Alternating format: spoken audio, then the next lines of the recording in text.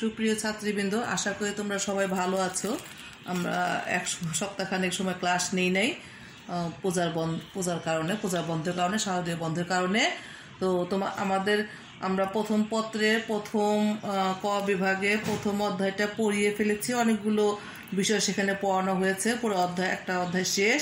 যারা এই বন্ধের ক্লাস নেই এই বিগত সময়গুলো যারা বন্ধের মধ্যে পড়ে ফেলেছো তারা ভালো করেছো, আর যারা পড়ে তারা অবশ্যই খুব ভালো করে পড়বা, কারণ এটা একটা ইম্পর্টেন্ট অধ্যায়। প্রতি বছর এখান থেকে সৃজনশীল প্রশ্ন আসে, নৈবেত্তিক আসে, আর এটা এমনিও আমাদের পরীক্ষায় আসুক আর না আসুক এমনি আমাদের অধ্যায়টা পড়া দরকার।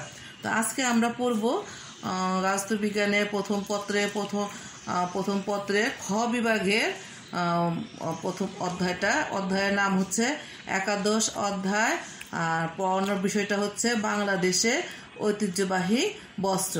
তাহলে আমরা এর মধ্যে পড়েছি ক বিভাগের প্রথম অধ্যায় শেষ করেছি। এখন আমরা খ বিভাগের অধ্যায়টা শেষ করার চেষ্টা করবো, আজকে পড়াবো আর কি, শুরু করব। আমরা শুরু করছি। বাঙালিদের ঐতিহ্য বহুকালের, সেটি হোক জীবন ধারণ বা পোশাক পরিধানে। তাই এই ঐতিহ্য ও ভিন্নতা আমাদের এনে দিয়েছে সুনাম এবং খ্যাতি। বর্তমানে অনেক জাতি গোষ্ঠী বাঙালিদের এই ভিন্ন পরিধেয়কে গ্রহণ করেছে আনন্দের সাথে।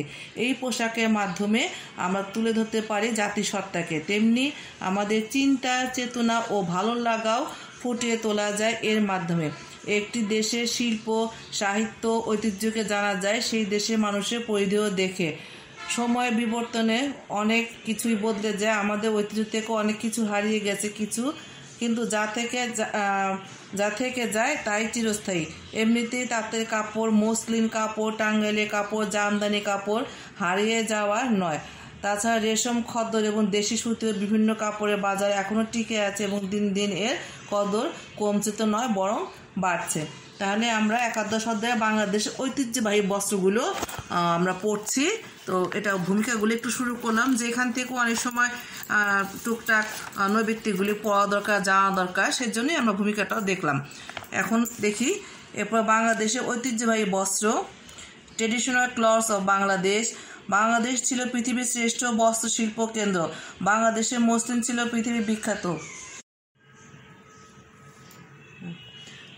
মসলিন খুব ব্যয়বহুল হওয়ায় সাধারণত ধনী ব্যক্তিরা এটা ব্যবহার করতে পারত। বাংলাদেশের ঐতিহাসিক পটভূমি পর্যালোচনা করলে দেখা যায় যে খ্রিস্টের জন্মের প্রায় 500 বছর পূর্বেও বাংলাদেশে সুতি, রেশম ও মসলিন ইত্যাদি প্রস্তুত হতো। বাংলাদেশের তুলার কোনো উল্লেখযোগ্য চাষ না হলেও প্রাচীনকাল হতেই এদেশে সুতি বস্ত্রের ব্যবহার লক্ষ্য করা যায়। বাংলাদেশের জন্য একটি প্রধান বস্ত্র ছিল রেশম। মূলত চীন দেশে এর উৎপত্তি। বাংলাদেশের রাজশাহী অঞ্চলে রেশমের চাষ হয়। সুতি ও রেশম বিভিন্ন বস্ত্র ছাড়াও বাংলাদেশের তাঁতের তৈরি কাপড়ের চাহিদা ও জনপ্রিয়তা পূর্বে ছিল এবং বর্তমানেও আছে। হস্তচালিত তাঁতের শাড়ি বাংলাদেশের একটি বৈশিষ্ট্য। এ প্রসঙ্গে পাবনা, ঢাকা ও টাঙ্গাইলের শাড়ির নাম উল্লেখ করা যেতে পারে। বাংলাদেশের তৈরি জামদানি শাড়িও বিখ্যাত। বস্ত্রের সঙ্গে পোশাকের সম্পর্ক অবিচ্ছেদ্য। নিম্নে বাংলাদেশের ঐতিহ্যবাহী কিছু বস্ত্র সম্পর্কে এখন আমরা পড়ব। ঐতিহ্যবাহী বস্ত্রগুলো কি? জামদানি, টাঙ্গাইল। তো জামদানিটা আমরা প্রথমে পড়ছি। জামদানি কার্পাস তুলাদের প্রস্তুত এক ধরনের পরিধেয় বস্ত্র। প্রাচীনকালে মিহি মসলিন কাপড়ের উত্তরাধিকারী হিসেবে জামদানি শাড়ি বাঙালি নারীদের অতি পরিচিত। মসলিনের উপর নকশা করে জামদানি কাপড় তৈরি করা হয়। জামদানি বলতে সাধারণত শাড়িকেই বোঝানো হয়, তবে জামদানি দিয়ে নকশি, ওড়না, কুর্তা, পাগড়ি, রুমাল, পর্দা প্রভৃতি তৈরি করা হতো। জামদানির নামকরণ বিভিন্ন ধরনের মতবাদ রয়েছে। একটি মত অনুসারে জামদানি শব্দটি ফার্সি ভাষা থেকে এসেছে। ফার্সি জাম অর্থ কাপড় এবং দানা অর্থ বুটি, সে অর্থে জামদানি অর্থ বুটিদার কাপড়। এ কারণে মনে করা হয় মুসলমানদের ভারত উপমহাদেশে জামদানি প্রচলন ও বিস্তার করেন। আরেকটি মতে ফার্সিতে জাম অর্থ এক ধরনের উৎকৃষ্ট মদ এবং দানি অর্থ পেয়ালা। জাম পরিবেশনকারী ইরানি সাকির পরনের মসলিন থেকে জামদানি নামের উৎপত্তি ঘটেছে।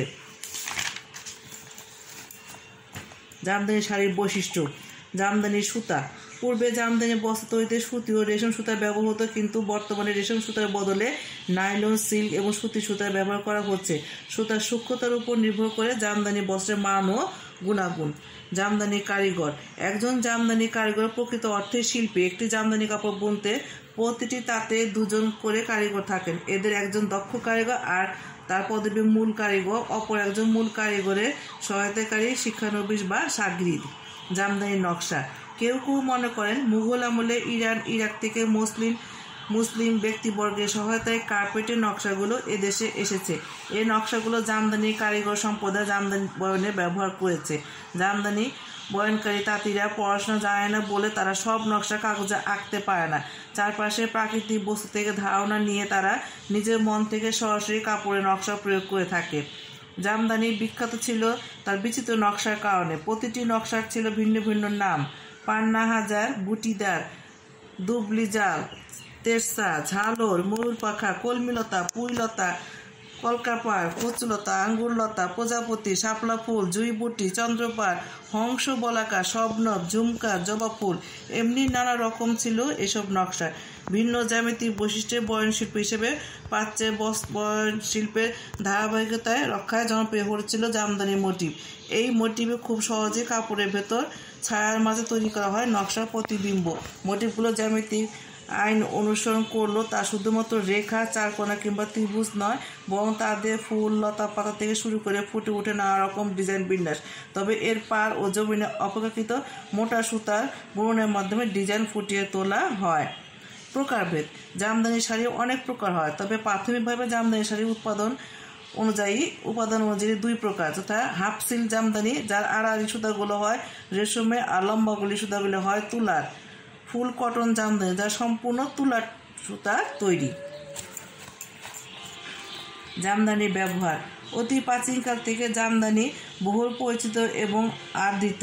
বিয়ের আশ্রয়ে জামদানির উপস্থিতি না থাকলেও তা পূর্ণতা পায় না। জামদানির নকশার ব্যবহারে শুধু সাহিত্য নয়, দেয়াল সজ্জায় ব্যবহার করা হয়।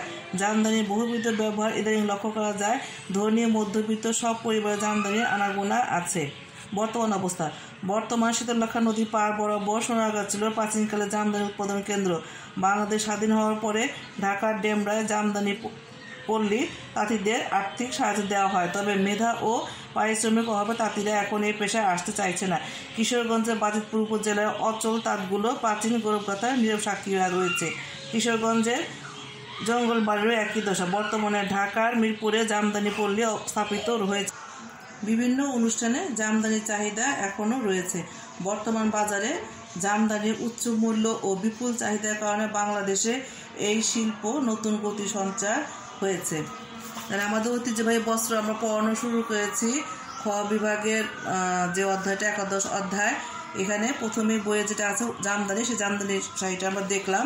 জামদানি শাড়ি কীভাবে তৈরি করা হয়, জামদানি শাড়ির বিভিন্ন বৈশিষ্ট্য, জামদানির সুতা কীরকম, জামদানির নকশাটা কত রকমের হতে পারে, কয় প্রকার জামদানির প্রকারভেদ, জামদানি ব্যবহার, জামদানি বর্তমান অবস্থা। তো এগুলো এই খ বিভাগের এই অধ্যায়টা অত্যন্ত ইম্পর্টেন্ট, আমরা শুরু করেছি। তো সাথে সাথে পড়তে হবে, তোমরা সবাই পড়বা। এগুলো পড়লে পরে বাংলাদেশ ঐতিহ্যবাহী বস্ত্র, জামদানি, মণিপুরি তাঁত, টাঙ্গাইল তাঁত, রাজশাহী সিল্ক, বেনারসি, খদ্দর ইত্যাদি কাপড়ে এই ঐতিহাসিক পটভূমির বৈশিষ্ট্যগুলো আমরা পড়বো, জানবো। নিজেদের দেশের ঐতিহ্যবাহী বস্ত্রগুলো সবাই জানা উচিত, যেহেতু আমরা এই কাপড়গুলি পরি। তো আজকে ওই জামদানি দিয়ে আমরা এটা পড়াটা শেষ করলাম। একদিনে আসলে অত বেশি পড়ানো যায় না। তোমরা জামদানিটা বাসায় ভালো করে পড়বে।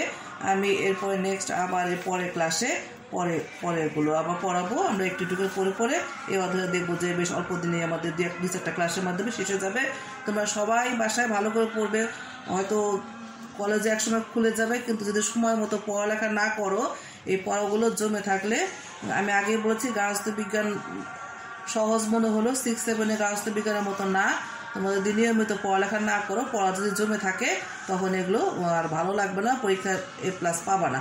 আর নিয়মিত পড়লে তখন অবশ্যই একটা A+ পাওয়া অতি সম্ভব, কারণ আমাদের নাম্বারের বিন্যাসটা অত্যন্ত ভালো। এখানে ব্যবহারিক 25 আছে, নৈর্ব্যক্তিক 25, আর বাকি 50 একটু খাটলে পড়লে পরিশ্রম করলে অনায়াসে ভালো নাম্বার পাওয়া সম্ভব। এবং বিগত বছরগুলোতে আমাদের মেয়েরা আমার সাবজেক্টে A+ পায়। তবে এখানে একটা কথা আছে, আগে তোমরা ক্লাস ম্যাট্রিকে যেরকম শুধু 100 নম্বরের গার্হস্থ্য বিজ্ঞান পড়েছো, কলেজে 200 নম্বর। কাজেই পড়ার চাপটা, পড়ার পরিধিটা একটু বেশি। নিয়মিত পড়লে কোনো সমস্যা না। আমি আশা করব তোমরা নিয়মিত পড়বে এবং ভালো রেজাল্ট করবে। সবাইকে ধন্যবাদ জানিয়ে আজকে ক্লাস আমরা এখানে শেষ করছি। এরপরে আমরা একটু বেশি করে পড়বো। ধন্যবাদ সবাইকে।